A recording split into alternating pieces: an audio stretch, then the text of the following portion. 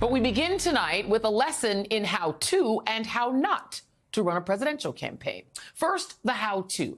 Just look to the Harris-Walz campaign. In short order, you are seeing a well-organized operation that has hit the ground running, not only barnstorming critical battleground states, but bringing big crowds with them. 14,000 showed up at Vice President Kamala Harris's first event with her VP pick, Governor Tim Walz, on Tuesday. Yesterday, there were 12,000 out in Eau Claire, Wisconsin, and last night, more than 15,000 people filled a hangar at the Detroit Metro Airport. There is no understating the level of enthusiasm and energy seen this week at those rallies. And perhaps as important, if not more, is that their speeches are forward-looking, filled with positive messages for what Harris and Walz would bring in the next administration, and not just filled with anger or fear-mongering or running through a list of grievances, and thankfully no mentions of sharks or Hannibal Lecter. Vice President Harris continued that today, speaking to United Auto Workers members in Detroit. We're saying we just want fairness. We want dignity for all people.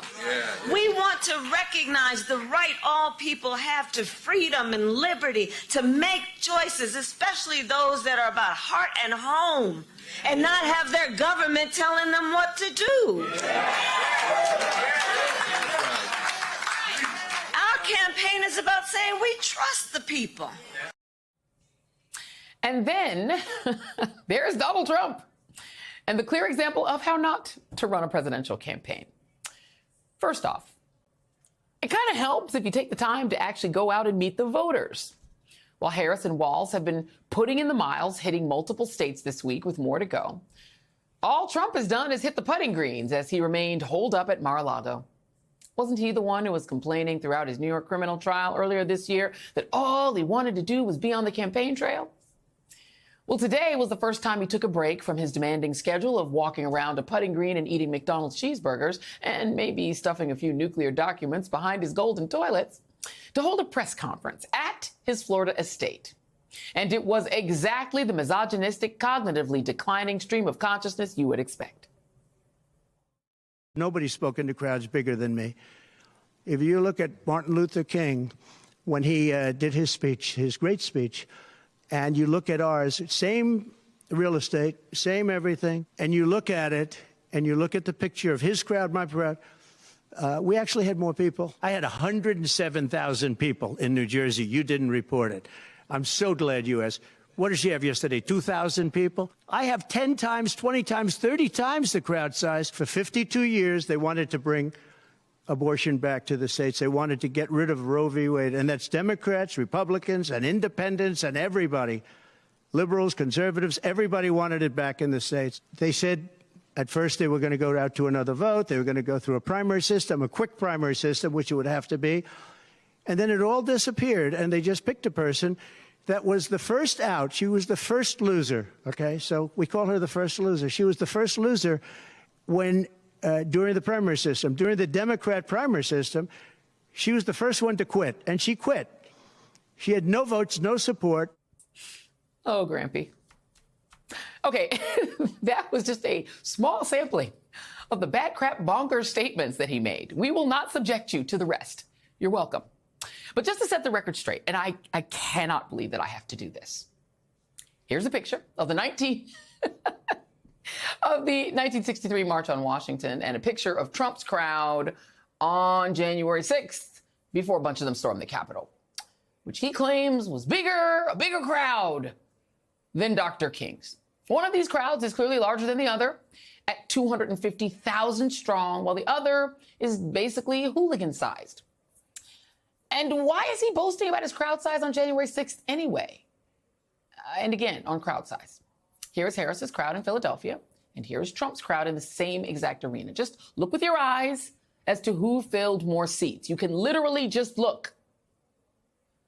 Oh, and abortion is a huge issue. And no, not everyone wanted to see Roe v. Wade overturned. The only ones who wanted it back in the States were Donald Trump's far-right evangelical base. And when it comes to Harris becoming the nominee, his deteriorating mind is clearly fusing the 2020 primaries with the ones this year, as he apparently thinks that Harris just ran for president in this year's Democratic primary, when in fact, She was on the primary ballots this year with Joe Biden as his vice presidential running mate, because she's the vice president. See, that's how that works.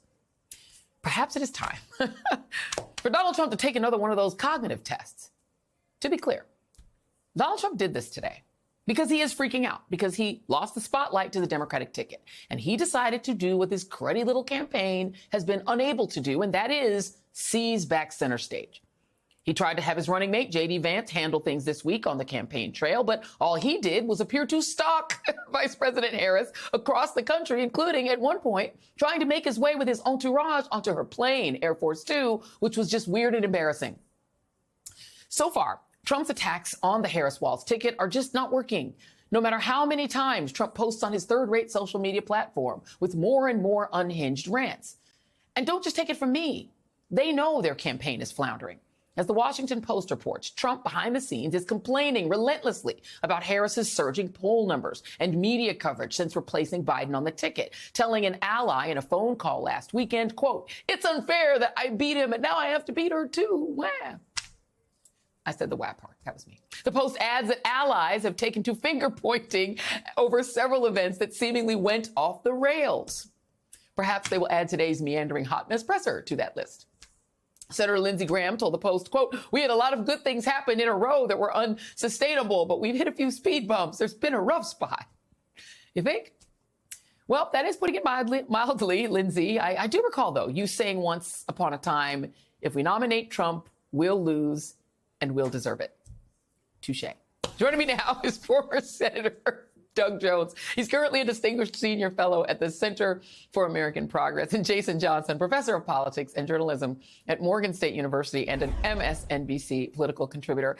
I'm going to go to you first, Senator, because it seems to me that what may have broken Donald Trump and you know, some of his friends and allies is kind of the regular guyness of this ticket, the regular personness, regular woman, regular guyness. They are just like so approachable and regular. You experienced that when you ran for the United States Senate in Alabama. I mean, you were running against a guy, you know, who picked his paramours from the preteen set, apparently. And so people were like, whoa, too weird for us in Alabama. We want you. You seem normal.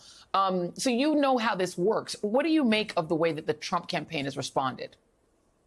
I don't think they have a clue how to respond. You know, Donald Trump's campaign has always been about being unhinged, about retribution, about anger, about trying to rile up people to vote against folks. It hasn't been about joy and unity, and that's what you're seeing. And they don't know how to do that. They do not know how to respond.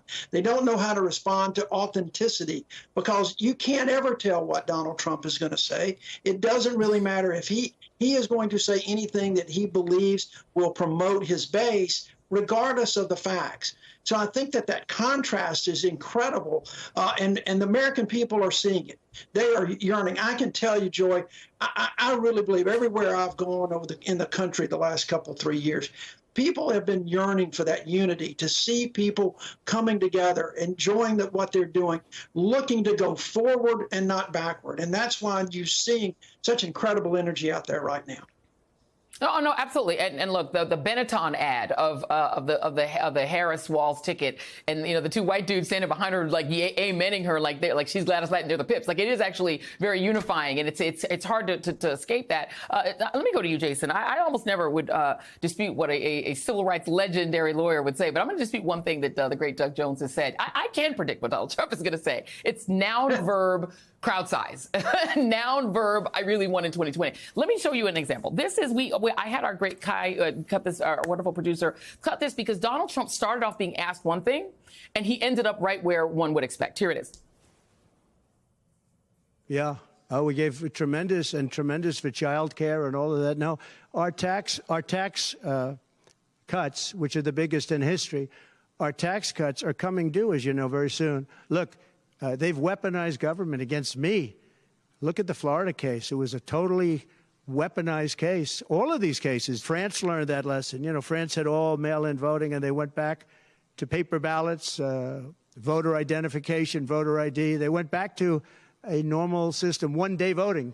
They don't want to be around, you know, voting for 64 days. And look, the election, I keep talking about November 5th, but the election really starts on September 6th. That's when it starts, because it's early voting. We should have one-day voting. Jason, I promise you he was asked about taxes. I promise you. But he ended up, his brain just sort of goes freeborn. You know, Joy, again, it's fascinating to me when we talk about now who is the sort of person who seems not mentally fit, not mentally capable of performing. But here's the thing, and I think this is very important. One of the few things I was able to get from suffering through, say, the press conference earlier today, it speaks volumes about the lack of philosophy that Trump has, that one of the things that he wanted to flex on was how many people he had in the crowd at January 6th. That's sort of like saying, hey, I had more people at my fraud trial than you had at your wedding.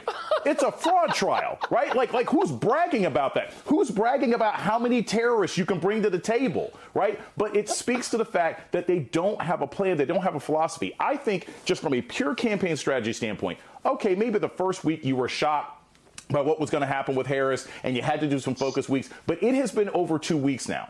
And they can't figure out anything to say other than she's black. So that I don't think they're going to figure anything out. They're just hoping America hates change, and America has wanted change for 4 or 5 years now, and the Harris-Walz ticket brings it. And by the way, let me just let y'all know the Cook Political Report, which, you know, the polls, we take it with a grain of salt, but they sort of do trends. They've moved a bunch of these ratings in these swing states to toss-ups. Arizona's been moved to toss-up, Nevada to toss-up, Georgia to toss-up. So it's much, much closer.